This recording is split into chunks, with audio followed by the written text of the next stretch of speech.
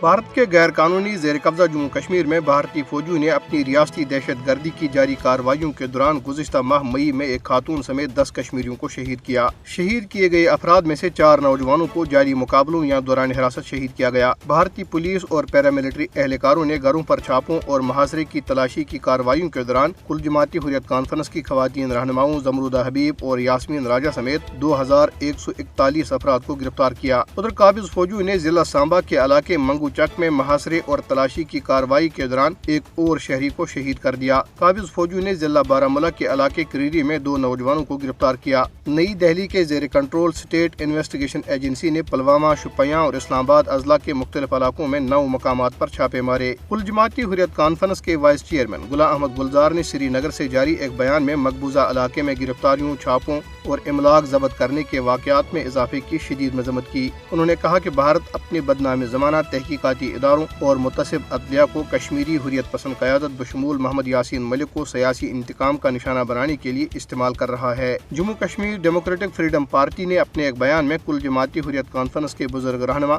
محمد عبداللہ طاری کو ایک جھوٹے مقدمے میں سری نگر کی ایک عدالت کی طرف سے طلب کیے جانے کی شدید مذمت کی ہے۔ بیان میں اس اقدام کو معمر رہنما کے جذبہ حریت کو کمزور کرنے کے لیے انہیں ہراساں کرنے کی کوشش قرار دیا گیا۔ قابض انتظامیہ کی عوام دشمن پالیسیوں کے خلاف سری نگر اور پونچھ اضلاع میں احتجاجی مظاہرے کیے گئے۔ سمارٹ میٹروں کی تنصیب کے نام پر کشمیریوں کو لوٹنے کے مذموم اقدام کے خلاف سری نگر کے علاقے بٹمالو میں لوگ سڑکوں پر نکل آئے۔ کئی سیاسی اور سماجی تنظیموں کے کارکنوں نے ضلع پونچھ کے علاقے سائیکلو منڈی میں شراب کی دکانیں کھولنے کے لیے لائسنس کے اجرا کے خلاف زبردست احتجاجی مظاہرہ کیا۔ مظاہرین کا کہنا تھا کہ شراب کے لائسنس کا اجرا کشمیری نوجوانوں کو غیر اخلاقی سرگرمیوں میں ملوث کرنے کی بھارتی حکومت کی سازش کا حصہ ہے۔